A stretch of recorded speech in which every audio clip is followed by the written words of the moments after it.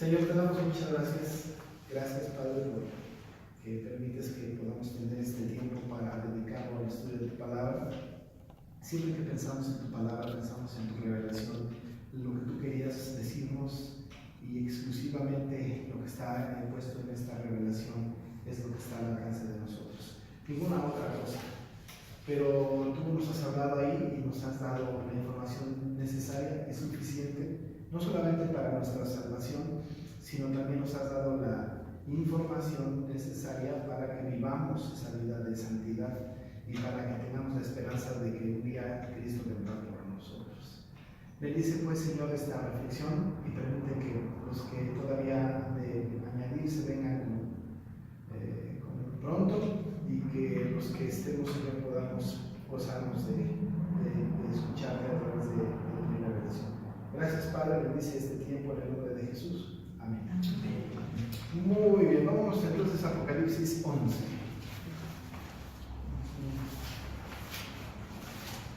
En el estudio de este capítulo 11 habremos llegado exactamente a la mitad, porque el libro tiene 22 capítulos. Entonces estaríamos llegando a la mitad, lo cual significa que quizás tenemos que tardar un año más, ¿no? Pero no tenemos ninguna prisa. A lo mejor pasemos más rápido, no lo creo, porque lo que viene es también en muchos detalles, pero hasta ahorita vamos bienvenido. Y además hemos tenido, por culpa mía, pausas, ¿no? Por temas de la enfermedad de mi mamá, usar unas salidas que tuvimos, en fin, ¿no? Pero eso pasa. Desafortunadamente no tenemos a alguien que supla esta clase particularmente, entonces tengo que estar aquí. Pues vamos al capítulo 11 y lo voy a leer el capítulo completo, aunque nada más vamos a reflexionar sobre los primeros 14 versículos. Voy a hacer una lectura del capítulo completo, y al leerlo, en la versión que tenemos oficialmente para reflexionar, para estudiar, al leerlo, vamos a tratar de discernir, de percibir las imágenes, ¿no?, que están escritas ahí. No es un capítulo de fácil interpretación, es un capítulo complicado.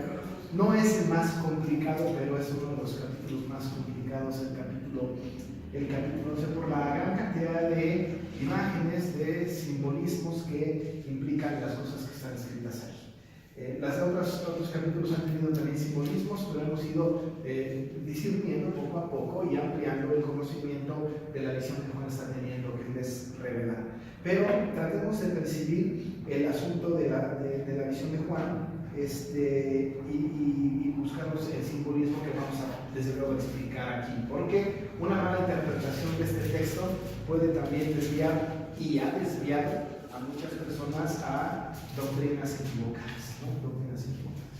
Pues vamos a leerlo y entonces lo comentamos. Dice el texto: entonces me fue dada una caña semejante a una vara de medir, y se me dijo: levántate, divide el templo de Dios y el altar y a los que adoran en él. Pero el patio que está fuera del templo déjalo aparte y no lo midas, porque ha sido entregado a los gentiles, y ellos hollarán la ciudad santa 42 meses. Y daré a mis 2 testigos que profeticen por 1260 días, vestidos de silicio. Estos testigos son los 2 olivos y los 2 candeleros que están en pie delante del Dios de la tierra. Si alguno quiere dañarlos, sale fuego de la boca de ellos y devora a sus enemigos, y si alguno quiere hacerles daño, debe morir él de la misma manera. Estos tienen poder para cerrar el cielo, a fin de que no lluevan los días de su profecía, y tienen poder sobre las aguas para convertirlas en sangre, y para herir la tierra con toda plaga cuantas veces quieran.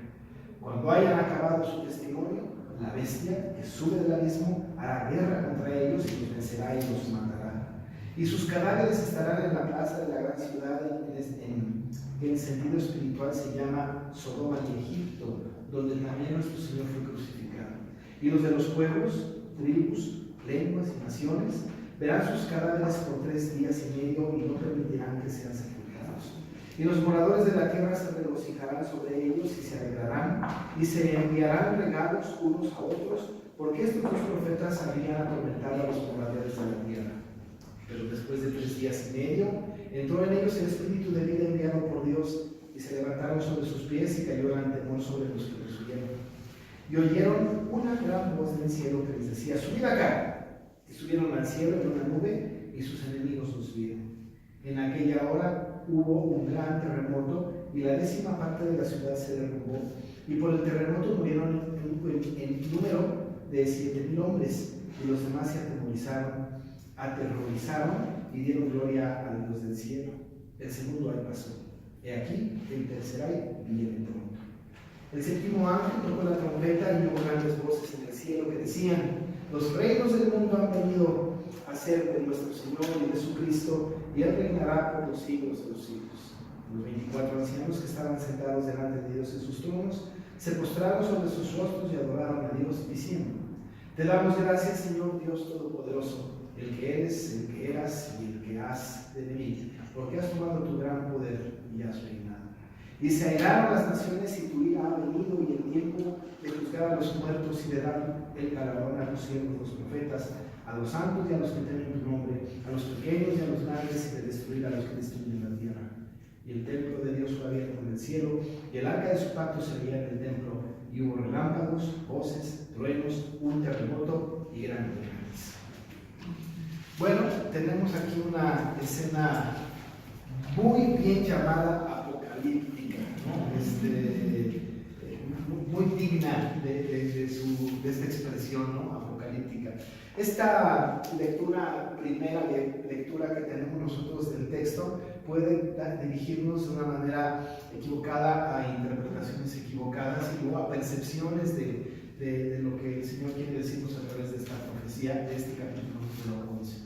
¿No? Por eso es importante que tomemos nosotros contexto y además vayamos prácticamente versículo por versículo en el simbolismo que está escrito ahí. El apóstol Juan, al escribir, tenemos que recordarlo. Esto es algo que repito todo el tiempo. Tenemos que recordar que Juan está teniendo una visión de lo que el Señor le permite ver y está escribiendo aquellas cosas que puede ver. Ha tenido instrucciones de: no escribas esto, si escribe aquello, escribe lo que ves y escribe lo que te estoy diciendo. De alguna manera, en esta visión que ni nos podemos imaginar cómo la percibió o cómo la vivió el apóstol Juan, lo que es cierto es que él está plasmando con su pluma, inspirado por supuesto por el Espíritu Santo, una visión que solamente la van a entender las personas que son regeneradas, pues los cristianos, ¿no? Los no cristianos no la van a entender. Uno de los fenómenos que ocurre, o de las características que ocurren con Juan, es que con mucha frecuencia él regresa a citar cosas del Antiguo Testamento para traerlas al Nuevo Testamento, para traerlas en su explicación de su visión. Y no solamente porque él quiere hacer una exégesis de lo que está viendo, sino evidentemente porque cuando hay una situación que está en Apocalipsis y que está también en los apóstoles, o está, perdón, en los profetas, hay una implícita enseñanza de que toda la escritura completamente se complementa para una consecución, para un proceder del pensamiento de Dios en la humanidad. Así que recurre con mucha frecuencia al Antiguo Testamento. Ahora lo va a volver a hacer. Él va a recurrir, ¿no?, al Antiguo Testamento, y no porque él quiera hacerlo, sino porque la visión que ve obliga a que él piense en el Antiguo Testamento y de alguna manera a nosotros nos pone el pensamiento en el Antiguo Testamento. Muchas de las Biblias que nosotros tenemos, al escribir esta profecía, no hay una referencia de qué textos del Antiguo Testamento estamos hablando. No lo hay, ¿no? Sin embargo, a eso es un estudio como este, para que podamos nosotros encontrar en el Antiguo Testamento algunas enseñanzas de la visión que tiene Juan, ¿no? Luego, entonces, otra cosa característica que vamos a revisar aquí en este libro es una tragedia y una esperanza, ¿no? La tragedia es la muerte de los 2 testigos, devastadora, terrible, ¿no? Parece ser que la bestia, que es Satanás, el anticristo, gana la batalla, ¿no? Pero tenemos una esperanza porque ese texto, sin mencionar la palabra, habla de la resurrección, ¿no? Habla de la resurrección. Y entonces lo vamos a ver en el pasaje. Este pasaje entonces no solamente se convierte en una palabra amenazadora y estresante para los que vamos a sufrir estas cosas, sino que se convierte de repente en una palabra esperanzadora por el asunto que viene al final del capítulo, no solamente del capítulo cuando habla de la séptima trompeta, pero al final de la primera sección hasta el versículo 14. Pero vamos a revisarlo para que podamos nosotros ir discerniendo poco a poco este texto.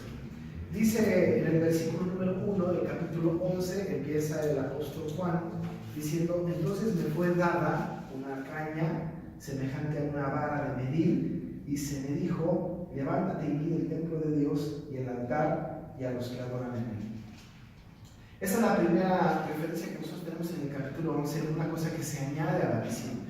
Antes de este capítulo no habíamos visto, no habíamos escuchado ni leído nada que tenga que ver con una caña semejante a una vara de medir. Es la primera vez que tenemos esta expresión, ¿no? en Apocalipsis, no la tenemos antes. No la tenemos antes en el libro, pero sí la tenemos antes en la Biblia. Es decir, hay una referencia en el Antiguo Testamento respecto de esta caña de medir. Si nosotros queremos interpretar este texto sin el contexto del Antiguo Testamento, podemos caer en algunos errores. Nosotros también tenemos que recordar que el lenguaje apocalíptico es figurado. Esta es nuestra interpretación del Apocalipsis. No nuestra, es la correcta, ¿no? La que debemos seguir. La mayoría de las cosas aquí son figuras, son imágenes que una cosa es lo que se parece, lo que se ve, y otra es lo que significa, ¿no? Una cosa es lo que se ve y otra es lo que significa, ¿no? Cuando hablamos de este tipo de asuntos de figuras, ¿no? Utilizamos cosas así de esta naturaleza. Cuando el Señor habló de los 7 candeleros, una cosa es lo que ve, otra cosa es lo que significa. Los 7 candeleros son son objetos físicos, objetivos, visibles, pero no es exactamente lo que quiere Juan decir. Cuando dice candeleros está hablando de las iglesias, ¿no? Una cosa es lo que ve y lo que dice, y otra cosa es lo que significa. En ese sentido de hermenéutica bíblica, tenemos que revisar lo que dice y no irnos con lo que dice, sino con lo que significa con lo que dice, ¿no? Así que entonces estamos ante la escena de una caña, y dice la Biblia, una caña semejante a una vara de medir, y le dijo el Señor que midiera el templo de Dios y el altar y a los que adoran en él. Tenemos varias preguntas entonces. ¿Qué es esto de la caña? ¿Qué es lo que está pidiendo? ¿Y a qué se refiere con el templo de Dios y el altar? ¿No? Esas tres preguntas, o esas preguntas son como que necesarias si queremos entrar con seriedad al capítulo 11. Pudiésemos caer en el error de no prefigurarlo, sino de establecer alguna especie de afirmación peligrosa si decimos que cuando se refiere aquí, por ejemplo, al templo de Dios, puede venir a nuestra mente dos cosas. Una, o el templo físico, ¿no? del tiempo, del templo herodiano, ¿no? En la época de Herodes, o podemos pensar también en el templo de la Nueva Jerusalén, cuando va a descender del cielo al final del Apocalipsis, que viene del cielo descendiendo, y pudiésemos nosotros pensar también en ese templo. Esa es la tendencia, o esa es la tentación que un lector, ¿no? Sencillo como nosotros pudiese de repente decir: pues estamos hablando de Jerusalén, ¿no? O espero que eso, por lo menos tengamos una reflexión de esa naturaleza.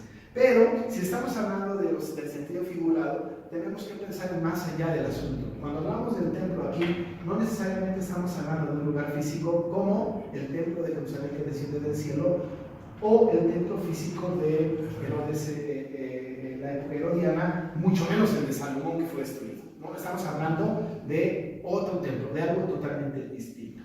Cuando hablamos del templo, necesitamos hacer una referencia a la palabra del Señor. Incluso el apóstol Pablo, cuando le habla a los corintios respecto de nuestros últimos días, en 2 Corintios, en el capítulo 4 y en el capítulo 5, habla acerca del templo como si fuéramos nosotros. Dice: este templo será revestido, ¿no? Entonces habla de la iglesia como templo, y lo que hablamos de la iglesia es el cuerpo de Cristo, nosotros como iglesia, ¿no?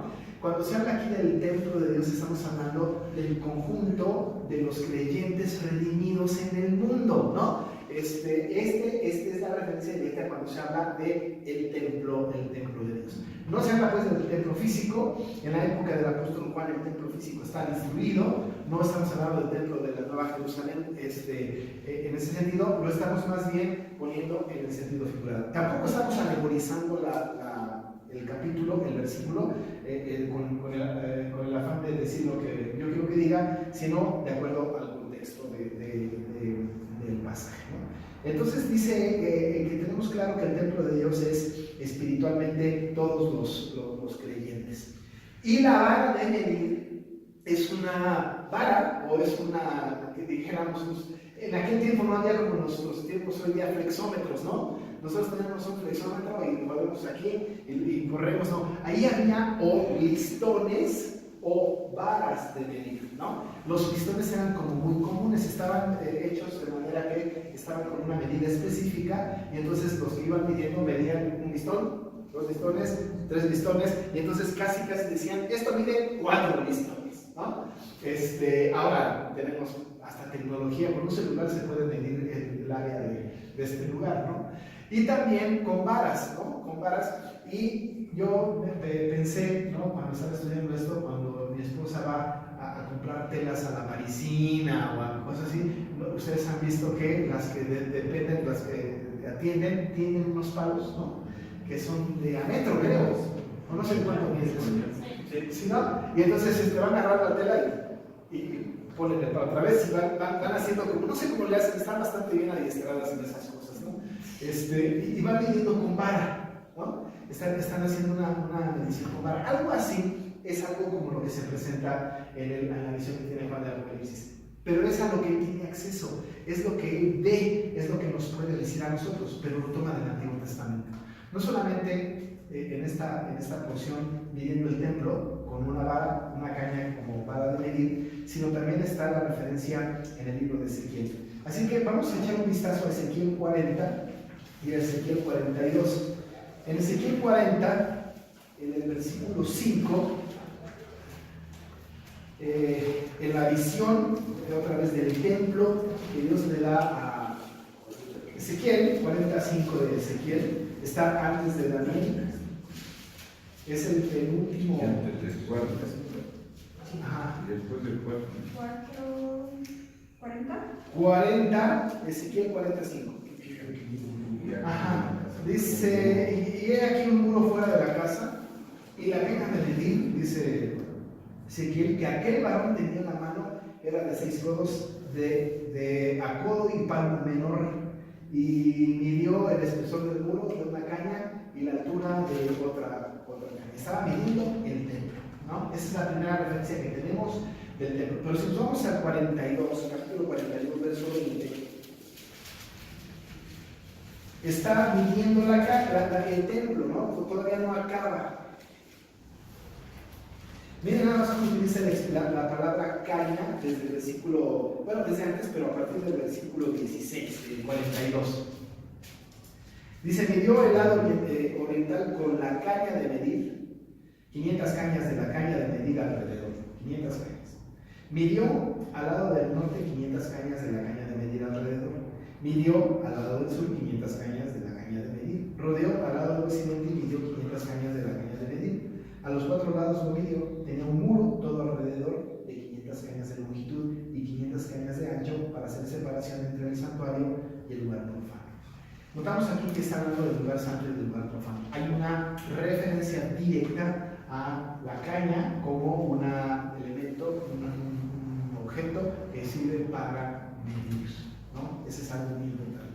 La otra referencia que no la vamos a buscar está en Zacarías 2, versículo 1. Pero aquí tenemos en esta visión que el Señor, bueno, está Juan recibiendo una caña, no sabemos quién se la da, ¿no? Pero le están dando la caña. ¿Pero qué está viviendo en realidad? Si decimos que no estamos hablando del templo físico de Jerusalén, que es el lugar santo, el templo santo, entonces, ¿qué es lo que está midiendo? ¿No? ¿Qué es lo que está midiendo? Está midiendo a los creyentes. está midiendo al creyente, está midiendo al cristiano, al redimido, ¿no? Está haciendo una medición. ¿Para qué la hace? Para separarlo de lo profano. Es decir, mide al creyente, y no necesariamente de qué tan altos somos o qué tan anchos somos, sino hace una medición contabilizando no necesariamente nuestras características físicas tanto como nuestro estatus espiritual, ¿no? Mide al creyente, ¿no? Está midiendo al creyente el Señor, y lo dice, ¿no? Y al altar a los que adoran en él, ¿no? Nos mide y nos protege. Pero en esta medición, en el versículo 2, hay una excepción, ¿no? Hay una excepción. Dice, pero el patio que está fuera del templo, déjalo aparte y no lo midas, porque ha sido entregado a los gentiles y ellos hollarán la ciudad santa 42 meses. Ahora, está dejando a un lado el atrio de los gentiles. Ustedes deben de recordar que lo hemos analizado aquí algunas veces, 2 o 3 veces. Estamos hablando y hemos hablado de una manera gráfica de cómo estaba transformado el templo, o por lo menos el lugar santo y el lugar santísimo. Pero es muy evidente, y casi pudiésemos decir que es sencillo pensar en esto cuando pensamos que el lugar santo y el lugar santísimo está, en el santo está el atrio interior y el lugar santísimo, y fuera del lugar santo está el otro atrio, que en la época del templo de Jerusalén había atrio para los gentiles, había atrio para las mujeres, ¿no?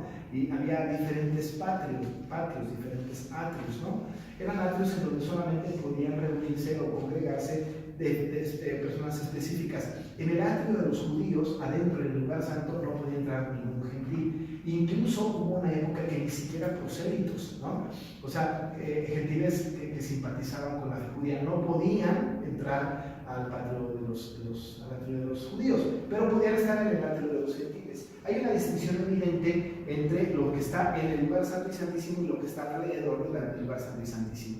La referencia que está haciendo Juan aquí es que no debe de medir el atrio de los gentiles, porque este es el lugar profano, no es la gente cercana al Señor. Estamos hablando de gente que no ha sido elegida por el Señor. Y además dice que ellos, los gentiles, es decir, los que no creen en Jesús y no van a creer en Jesús, hollarán la ciudad santa 42 meses, ¿no? Es decir, va a haber un ataque en contra de la ciudad santa. Ya sabemos que no estamos hablando de Jerusalén físicamente, estamos hablando del grupo de creyentes, ¿no? Y esto es bien importante, porque cada que pasa algo en Jerusalén en nuestros días, le damos una interpretación apocalíptica sí o sí, ¿no? O sea, todo lo que pase allá en Jerusalén, casi estamos, es lo que lo dijo Apocalipsis, ¿no?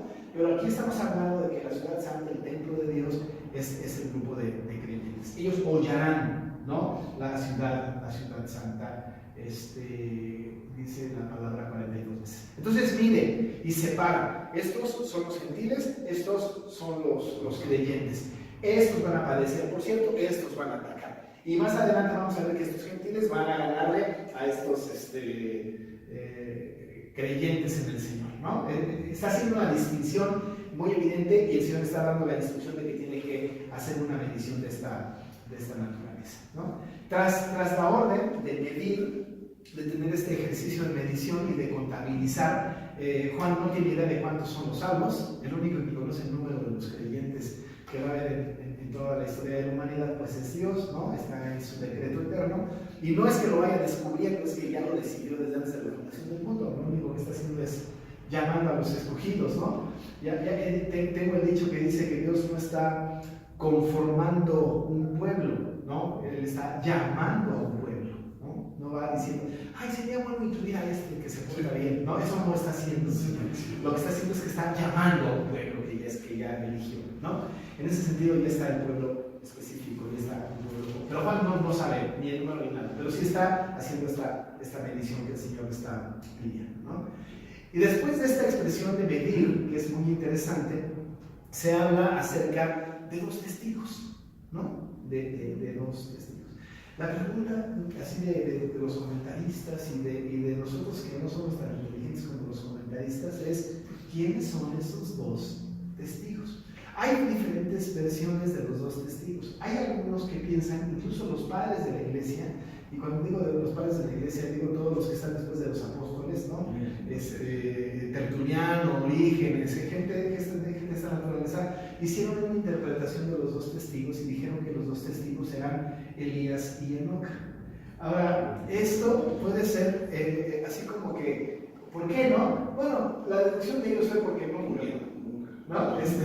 Ustedes se acuerdan que Enoc y Elías, no hay registro de su muerte, ¿no? Elías fue llevado en un torbellino de fuego, ¿no? Enoc tampoco experimentó la muerte, y entonces dicen, son Elías y Enoc y Elías, esos dos testigos, ¿no? Pero no tiene el sustento necesario como para poder afirmar esta especulación, ¿no?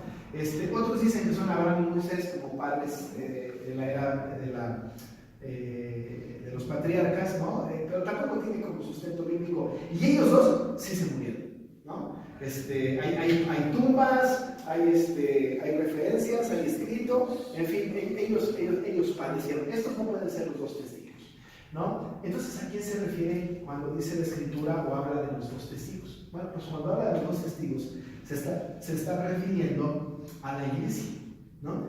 Ustedes se acordarán del Señor cuando hizo la misión de los 70 y cuando mandó predicar el Evangelio, ¿saben cómo los mandó? De dos en dos, ¿no? Entonces, la labor evangelística era de dos en dos, porque si uno cae, el otro lo levanta, ¿no? Se ayudan en la labor evangelística. La labor evangelística sí se puede hacer de manera personal y solo, pero el Señor había enviado de dos en dos, ¿no?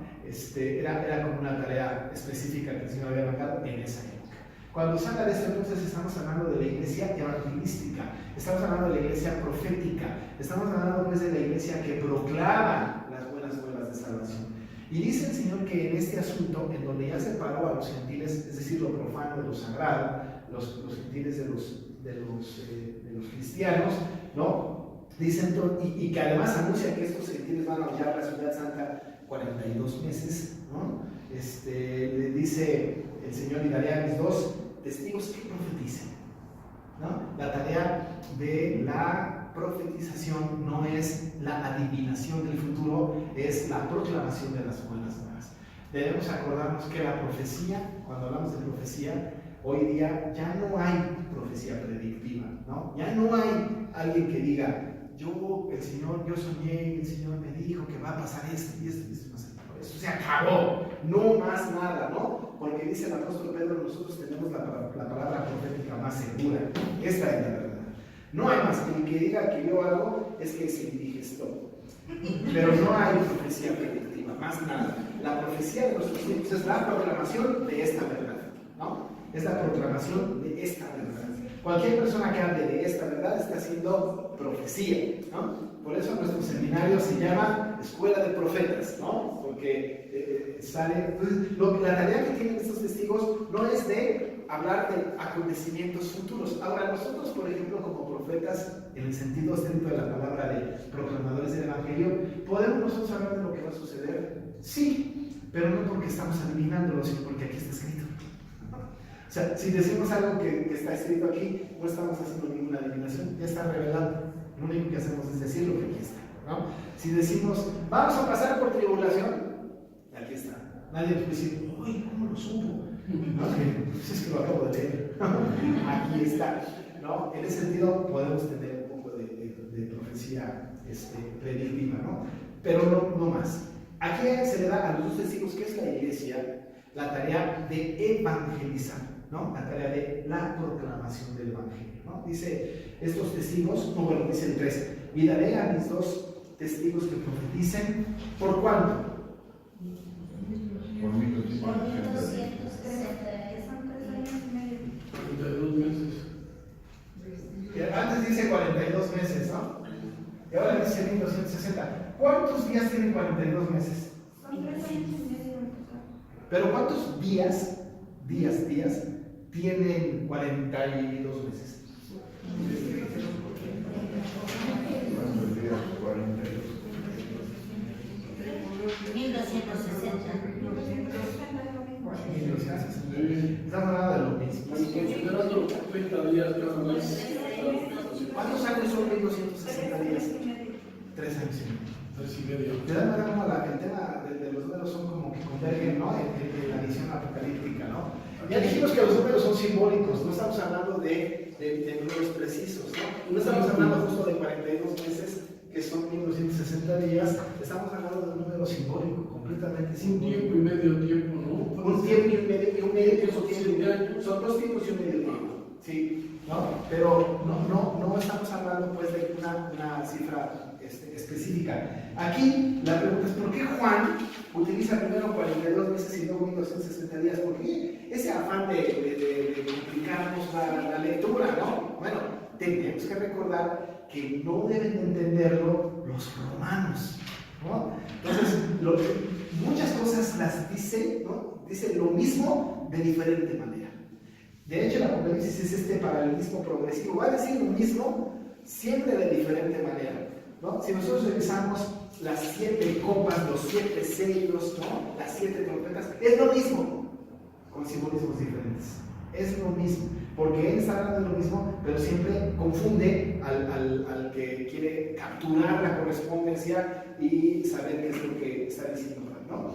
Bueno, está diciendo que los dos testigos van a profetizar por 3 años y medio, van a profetizar por 42 meses, van a profetizar, ¿no? Esa es la tarea. La intención es que esa profetización, esa labor de proclamación del Evangelio es constante, ¿no? Es una proclamación que no tiene un fin determinado, es decir, no se acaba nunca. Lo vamos a ver ahorita implícito en el texto que estamos leyendo, ¿no?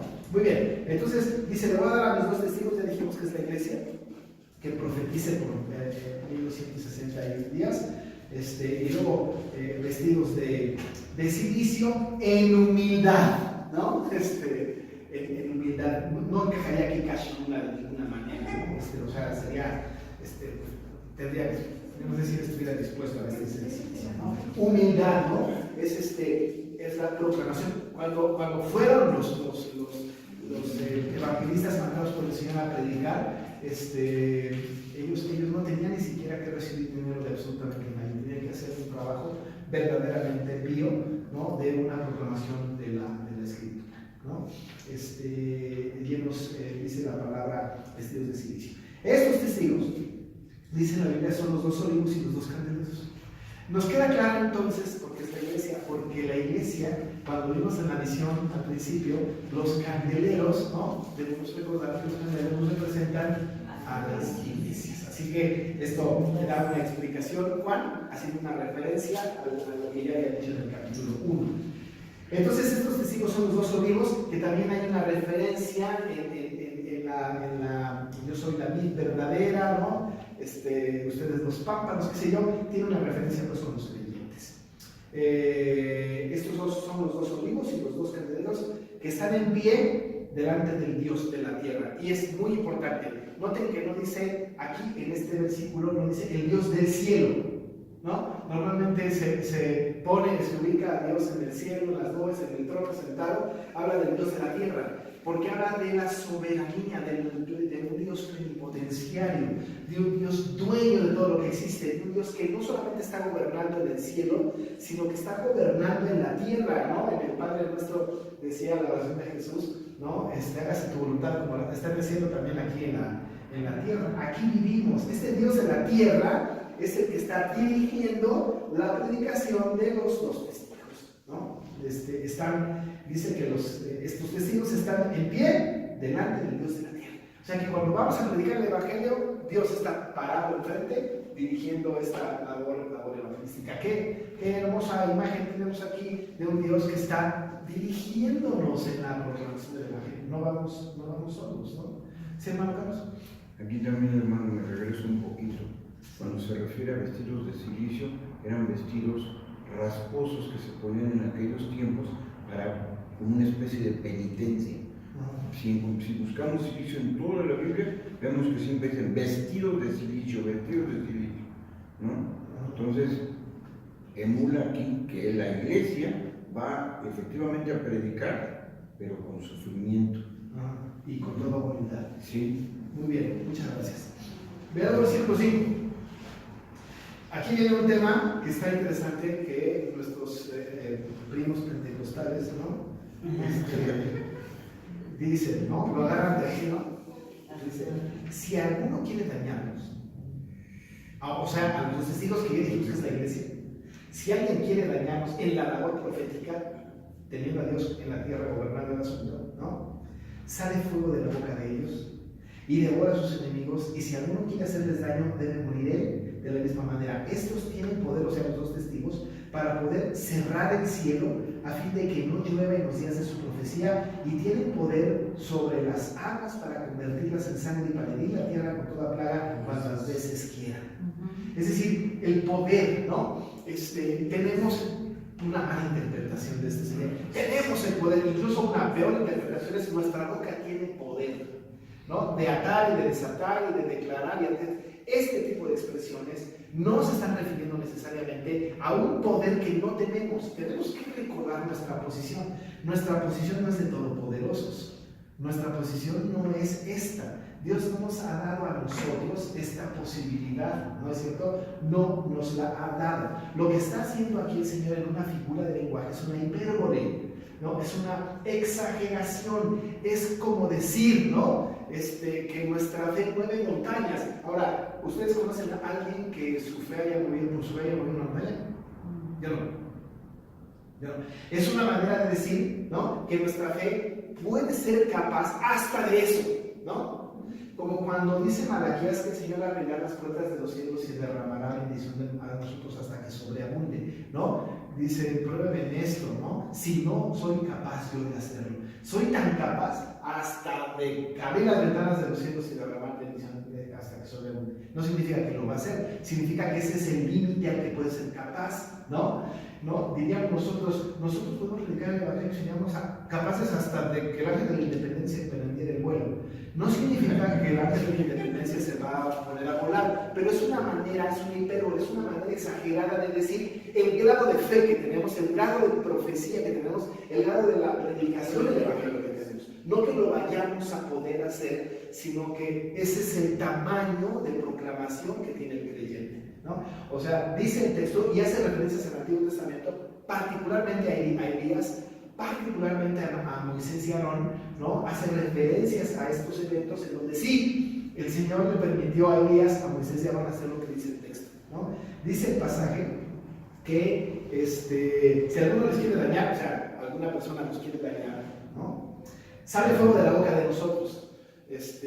Hasta ahorita no ha sucedido eso. O sea, nadie, ¿no? En la historia de la humanidad, así como que salga fuego de nuestra boca, nada. No es posible. Lo que estamos hablando aquí entonces es una figura de lenguaje. La palabra es fuego consumidor, ¿no? Esa palabra proclamada lastima al creyente. Esto sí es posible, pero fuego no va a salir de nuestra boca. El día que salga fuego de nuestra boca, hay que ir con el doctor. Algo nos está pasando, ¿no? Algo nos está pasando. O hacemos referencia, cuando el estómago arde muchísimo, ¿no? Tengo fuego en el estómago, qué sé yo, pero son figuras, ¿no? Lo que quiero decir es que no estamos hablando de un asunto literal, ¿no? De un tema literal, ¿no? Dice, y devora a sus enemigos, y si alguno quiere hacerles daño, debe morir él de la misma manera. Y también tenemos que recordar que el Señor dijo que mía es la venganza, yo pagaré al Señor. Y efectivamente, el Señor va a hacer su justicia sobre aquel que va en contra de su iglesia, ¿no? Recuerden ustedes que aquel que está en contra de la iglesia del Señor está en contra del Señor de la iglesia. Más vale que nadie se meta con la iglesia de Cristo, porque el que se mete con la iglesia de Cristo se mete con el Cristo de la iglesia, y es horrenda cosa caer en las manos de Dios vivo. Estos, dice la palabra del Señor, deben morir de la misma manera. Y eso sucederá sin lugar a duda, pero de eso no nos encargamos nosotros, eso lo hace el Señor. Y luego viene la imagen del Antiguo Testamento de Elías y de Abraham y Moisés. Estos, dice, tienen poder para cerrar el cielo a fin de que no llueva en los días de su profecía. ¿Saben quién lo hizo esto? Elías, que se presentó delante del rey Acab y le dijo, no habrá lluvia ni rocío por 3 años. Y por 3 años no hubo lluvia ni rocío. Ahí sí, no hubo, por la voz del profeta. ¿Lo hizo Elías? No. lo hizo Dios, ¿no es cierto? Porque fue Dios el que le dijo, preséntate ante acá y dile esto. No habrá lluvia, yo digo por palabra. Quien hizo ese portento no fue Elías, él fue el portador del mensaje. Quien paró el agua fue el Señor, ¿no? Él fue justamente el Señor, ¿no? Entonces dice, esto tiene poder. Hasta eso pudiésemos hacer. O sea, ahí está el grado de nuestra predicación del Evangelio, ¿no? Y tiene poder sobre las aguas para convertirlas en sangre. No dije Abraham, pero no es Moisés nada más. Cuando en una de las plagas el agua, ¿no?, se convirtió en sangre. ¿Lo hizo Moisés? No lo hizo Moisés. Lo hizo Dios. Dios mandó la plaga, fue Dios quien lo hizo, ¿no? Bueno, nuestra proclamación del Evangelio llega a ese nivel de efectividad y de lastimar al no creyente, ¿no? Y para herir la tierra con toda plaga cuantas veces quiera, ¿no? No debemos nosotros de caer en el error de maldecir, ¿no? Te va a caer una plaga, yo en el nombre de Jesús declaro que vas a tener una enfermedad, que te vas a morir, te vas de la iglesia y yo te declaro infortunio y te va a ir requete mal y tu matrimonio no va a funcionar. Esto es enfermizo, eso no es bíblico, ¿no? No lo es. No lo es. Dios hace lo que tiene que hacer en la iglesia, con la iglesia y con toda la humanidad. Pero esto está hablando de esta exageración, de esta hipérbole, en donde dice, a este grado, ¿no?, podemos nosotros llegar. Esto le da esperanza al creyente. Nosotros somos nuestros testigos y vamos a proclamar el Evangelio y somos capaces de cualquier cosa, y no por nosotros, sino Dios a través de nosotros, ¿no? Ahí está la proclamación del Evangelio. Esa proclamación del Evangelio implica que va a haber adversarios, ¿no? O sea, es obvio que está implicado que va a haber una adversidad, ¿no? Que los gentiles estos que hullarán la tierra, dice la palabra, ¿no? 42 meses o 1260 años, va a ser un ambiente antagónico sin nuestra fe es inquebrantable, es de tal tamaño que hasta pudiésemos convertir el agua en sangre y pudiésemos hacer que nos llueva y pudiésemos hacer que salga boca de fuego de nuestra boca. No va a pasar, pero ese es el grado de fe y de evangelio que tenemos. Luego entonces habla de cuando el testimonio, es decir, cuando la profecía se acabe, es decir, cuando ya terminemos de hacer la labor profética. ¿Cuándo terminaremos de hacer la labor profética? ¿Habrá algún indicio bíblico de eso?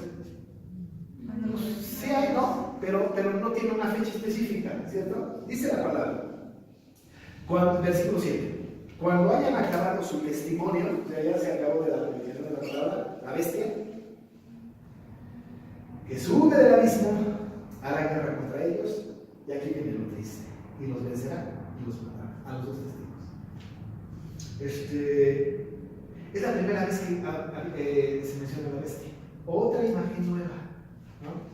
La bestia. ¿Quién es la bestia? Satanás, sin duda. ¿Qué dice el capítulo 17, verso 8 de Apocalipsis? Que es sobre la primera. 17:8. La bestia que has visto era y no es, y está para subir del abismo e ir a perdición. Si los moradores de la tierra, aquellos cuyos nombres no están escritos desde la fundación del mundo en el libro de la vida, se asombrarán viendo la bestia que era y no es y será. Esta es la bestia, ¿no? Y va a salir para la perdición del abismo. Ya habíamos hablado un poco del abismo, ¿no? Bueno, la bestia es una manera de hablar de Satanás, ¿no? Que será desatador y que será traído, ¿no? Bueno, aquí tenemos la primera referencia de la bestia, lo cual nos hace saber que Juan está escribiendo esto mucho después de que ha tenido la visión, porque tiene dos textos que hablan de esto. Bueno, cuando ya se acabó la tarea de los dos testigos, es decir, la proclamación del Evangelio, entonces la bestia que sube del abismo hará guerra contra nosotros, la iglesia, y nos vencerá y nos matará. Dice el Señor Jesús en su discurso del fin del mundo, si hay alguien que tiene autoridad para hablar del fin del mundo es Cristo, ¿no? Pablo también, desde luego, pero Cristo nos dice en el capítulo 24 de Mateo, versículo 14, ¿cuándo se acabará todo? ¿Qué dice Mateo 24, 14? Mateo 24, 14. Mateo 24, 14. Está hablando del discurso del fin del mundo, ¿eh? 24, 14. Será predicado este evangelio del reino en todo el mundo para testimonio a todas las naciones y entonces vendrá el fin. Ahí está, ¿no? Será predicado este evangelio, ahí están los dos testigos predicando el evangelio. Será predicado este evangelio del reino en todo el mundo, dice el texto, para testimonio a todas las naciones. Pero este testimonio se acabará según Apocalipsis, ¿no? Y entonces vendrá el fin. ¿Cuándo vendrá el fin? Cuando se haya predicado el evangelio del reino en todo el mundo para testimonio a todas las naciones. Lo que significa es que hasta ahorita el evangelio no se ha predicado a todas las naciones, porque no ha venido el fin. El fin vendrá cuando el evangelio se haya predicado a todas las naciones, el testimonio haya ido a todas las naciones. Bueno, un día eso pasará. Un día el evangelio será a todas las naciones. Cuando el testimonio acabe, dice Juan, ¿no? Cuando haya acabado el testimonio, entonces va a suceder esto, vendrá el fin. Tenemos que pensar entonces que el inicio del fin, mero fin, es el desatamiento de la bestia, ¿no? Es decir, la bestia desatada, la bestia emerge del abismo y entonces hará guerra contra los moradores de la tierra, ¿no? No es la batalla del Armagedón famosa, esa es otra cosa. Hará guerra contra nosotros, ¿no? Allá habla de la palabra profética, se levantará nación contra nación, la bestia se va a desatar, y no será un tiempo milenial, ¿no? Así de que nos vamos a ir con el Señor y luego aquí se va a quedar el desastre y nosotros no lo vamos a vivir. No, nosotros no lo vamos a vivir. No hay un tiempo milenial. Y va a vencernos. Y miren nada más la imagen. Y sus cadáveres, o sea, de los dos testigos, nosotros, estarán en la plaza de la grande ciudad, que en el sentido espiritual se llama Sodoma y Egipto, donde también nuestro Señor fue crucificado, ¿no? Es decir, que está hablando de una devastación. Va a haber muerte para algunas personas, muchas personas creyentes en el Señor. Sodoma, la referencia de Sodoma es una referencia a la inmoralidad, y Egipto es una referencia a la persecución, ¿no? De tal manera que nuestros cadáveres estarán en la plaza de la gran ciudad, que en sentido espiritual es inmoralidad y persecución, ¿no? Esa es la referencia de Sodoma y Egipto, donde también nuestro Señor fue crucificado. Es decir, así como Cristo, ustedes pueden recordar históricamente, murió, ¿no es cierto? Murió. Y aquí, y su cadáver estaba colgado en una cruz, hasta que José de Arimatea reclama el cadáver para ser enterrado en una tumba, ¿no? Pero ahí se hubiera quedado, comido por las aves o de rapiña, ¿sí? Ahí se hubiera quedado, ahí el cuerpo, ¿no? Cuando en la época de los romanos querían deshonrar el cuerpo, no lo enterraban, lo dejaban muerto, ¿no?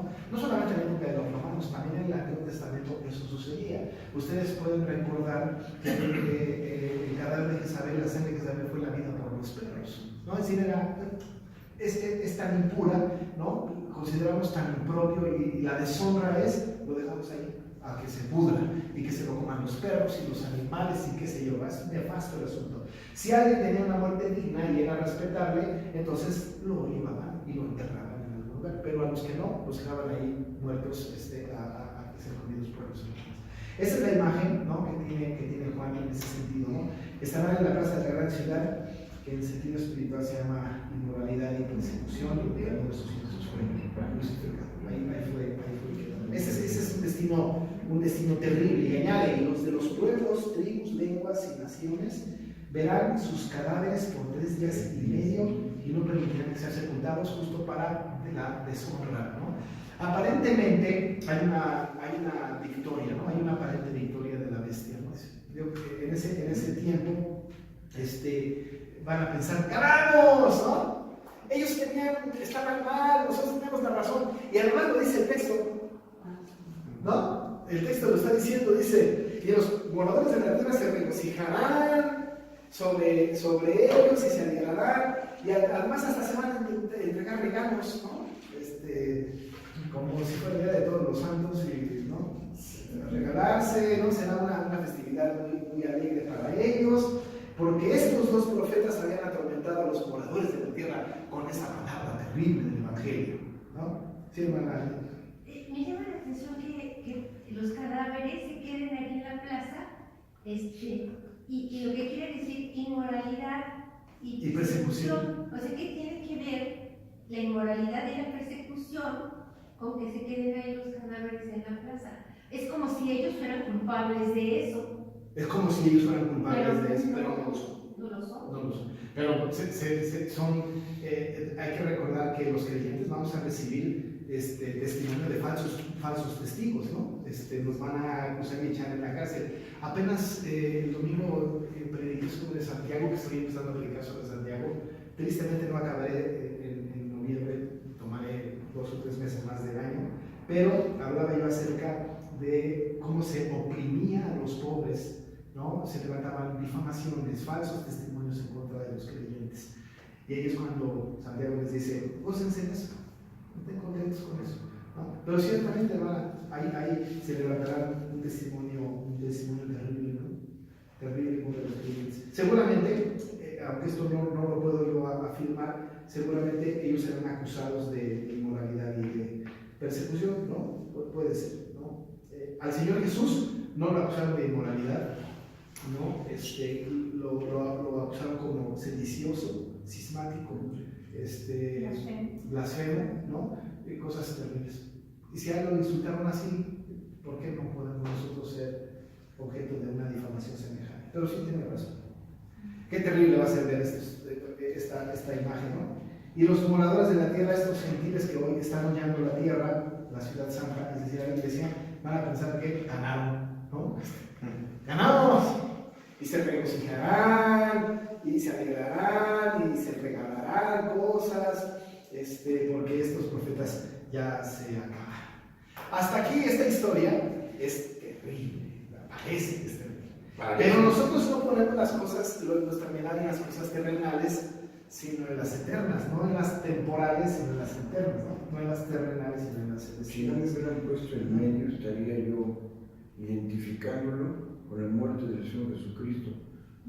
En 3 días podía reconstruir. Exacto, ¿no? Y de hecho él dijo, ¿no? Este templo será destruido y en 3 días se reedificaré, ¿no?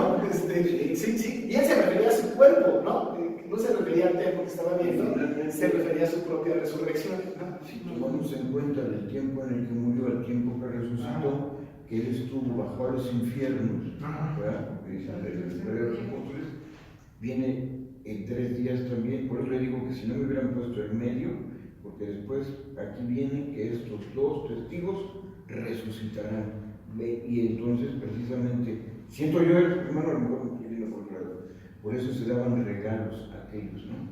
Porque venía tiempo de gloria, tiempo de... No, pero esos que se están dando regalos son los paganos.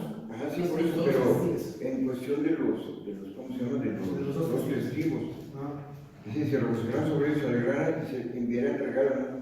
Finalmente, pero en el 8 dice, pero después de 3 días y medio, entre ellos espíritu de vida enviado por Dios. Pero ya son los 2 testigos, ¿no?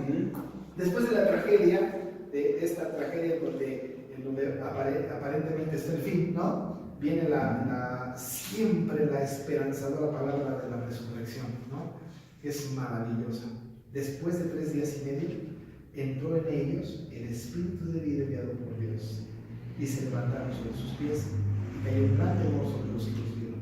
¿Se acuerdan ustedes la imagen que está en 1 Tesalonicenses 4? El apóstol Pablo les está diciendo a los tesalonicenses, ¿no? Que un día, ¿no? Los muertos en Cristo resucitarán primero, y luego nosotros que hayamos quedado seremos arrebatados en una vida y se van de Dios. ¿Y saben qué es lo que no excluye el texto? No excluye a los no creyentes. ¿Qué va a pasar con los no creyentes? ¿Saben qué va a pasar con los no creyentes? Ellos van a ver a los muertos en Cristo resucitar. Y van a ver que en una abrir y cerrar de ojos los creyentes seremos transformados. No va a suceder así como que vamos a desaparecer de la nada. Eso es del rapto de la película esta herética de dejaros atrás. No. Todo el mundo se da cuenta. Es más, es necesario que el creyente se dé cuenta, ¿no? Porque tiene que decir, y aquí está diciendo el texto que se levantaron sobre sus pies y cayó gran temor sobre los que los vieron. Esos que se estaban dando regalos unos a otros, esos que se estaban regocijando por la muerte de los 2 testigos de la iglesia, ¿no? Estaban regocijándose y de repente los ven Y además oyen, dice el verso 12, una gran voz del cielo que les decía, subid acá, ¿no? Y están oyendo, y los creyentes, los que están muertos en la plaza y todos estos, subieron al cielo en una nube y sus enemigos los vieron. No, o sea, no será secreto el asunto por ningún lado, ¿no? Los vieron subir al cielo, es así como que va a ser surrealista eso, ¿no? Es así atípico y loco, ¿no?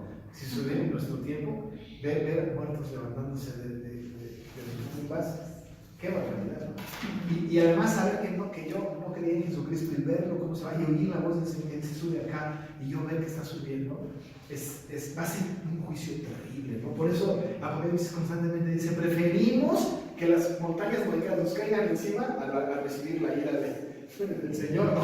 Va a ser terrible, ¿no? Y dice el verso 12 que oyeron una gran voz del cielo que decía, suban acá, y subieron al cielo en una nube, y sus enemigos los vieron, y en aquella hora, entonces hubo un gran terremoto, y la 10ª parte de la ciudad se derrumbó, y por el terremoto murieron en número de 7,000 hombres, y los demás se aterrorizaron y dieron gloria al Dios del cielo.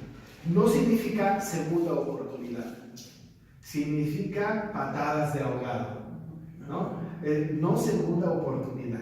Porque algunos pudiesen decir, ay, algunos dieron gloria a Dios del cielo, pero es así como que, yo sí creía, ay, ya no me fui, ¿no? Sí, así la cosa de dar gloria, pues doy gloria, pero ya no hay segunda oportunidad, ya no. Y habrá terremotos, habrá muerte, los 7,000, acuérdense que el 7 es de la totalidad, de los que no creyentes morirán, ¿no? Los no creyentes morirán, y muchos creyentes morirán, y muchos no creyentes morirán, y en ese morir serán aterrorizados y van a hacer una confesión falsa de una fe que no tuvieron en vida, ¿no? Pero como hemos dicho, es absolutamente necesario que el no creyente sea confrontado con el Evangelio y lo rechace. Es absolutamente necesario, ¿no? A veces nosotros vamos a predicar el Evangelio con el afán de que la gente acepte, pero tenemos que recordar que tenemos que predicar el Evangelio también para que el no creyente rechace, ¿no? Ahora, como no sabemos quién es uno y quién es otro, vamos nosotros siempre con el afán de que el Espíritu Santo llame quizá a alguien que haya escogido, ¿no? para la fundación del mundo, ¿no? La resurrección pues es evidente aquí y es una palabra de verdad esperanzadora, ¿no? Y termina Juan en el verso 14 diciendo, el segundo ay pasó, he aquí el tercer ay viene pronto, ¿no? El tercer ay viene pronto. Después de esto está por fin, después de este interludio, ¿no? El tocar la 7ª trompeta, después de este concilio. Pero esto lo vamos a ver la próxima semana, ¿no? Pero este pasaje que está aquí, que parece ser de terror, ¿no? Es más bien esperanzador. Vamos a padecer, vamos a morir seguramente, pero resucitaremos. Como Cristo resucitó el tercer día, nosotros vamos a resucitar también juntamente con Cristo. Y entonces, ahí está la verdadera victoria. Ellos piensan que van a ganar y la verdad es que nosotros vamos a ganar. Por eso somos nosotros más que vencedores. Más que vencedores. Ellos son vencedores, nosotros más que vencedores. Bueno, aquí lo vamos a dejar, hermanos, porque estamos cansados. Bueno, no es cierto.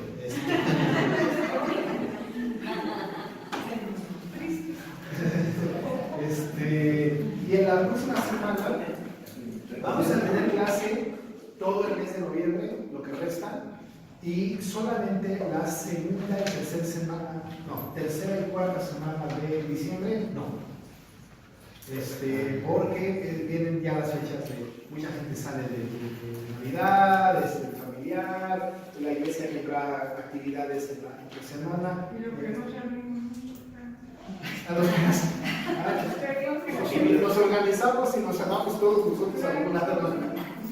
Yo soy medio apocalíptico. Pero no significa que no habrá nada en la iglesia, habrá actividades. Claro, por supuesto, habrá actividades, pero no va a venir a cantar el coro Amén el 9 Si ya se murió el carnal. el 9 de. No, el que queda. El 9 de diciembre van a venir el 9 de diciembre en la tarde, van a venir a cantar una porción del Mesías de Händel y una sección de estribillos cristianos. ¿Qué? Villancicos cristianos, el 9 en la tarde. Va a ser un punto bonito, ¿no? Vienen con una orquesta, o sea, hay música. ¿Y van a cobrar? No, es absolutamente gratis. Sí. No, Es completamente una, gratis. Es una especie de vesper de nuestra iglesia, pero vamos a tener esta actividad para que vengan y inviten a otros. Vamos a hacer promoción. Va a ser una actividad. Ya confirmaron del GAME como 45 personas que van a venir a quitar. Y Samuel Pascoe es el que mueve las manos. Hermano, ¿va a haber cena de Navidad? Sí, el 15. Sí, apenas lo vamos a anunciar, yo digo porque apenas se acordó, pero el 15 de diciembre será la cena navideña. Sí, sí, sí. Vamos a terminar ahora.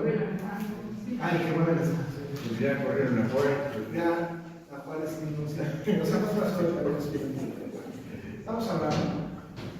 Te damos muchas gracias, Señor, porque podemos confiar en que nosotros, los dos testigos, la iglesia, seguramente, Señor, en la proclamación del Evangelio tendremos aflicciones, persecuciones, quizá muerte, pero nosotros sabemos, Padre, que la recompensa de la labor evangelística y profética de nosotros no se encuentra en una recompensa terrenal, sino que se encuentra, Señor, en una recompensa espiritual, en las cosas eternas. Porque un día, entonces nos recogerás y nos llevarás contigo para siempre. Muchas gracias por esto, Señor. Ayúdanos para que podamos resistir la prueba y a pesar de los ataques de Satanás, podamos mantenernos en pie en la proclamación de un evangelio que te pertenece a ti. Gracias, Señor, pues por este libro que nos dirige hacia lo que es importante y nos conforma nuestra fe. En el nombre de Jesús te pedimos que nos lleves a casa ahora. Amén.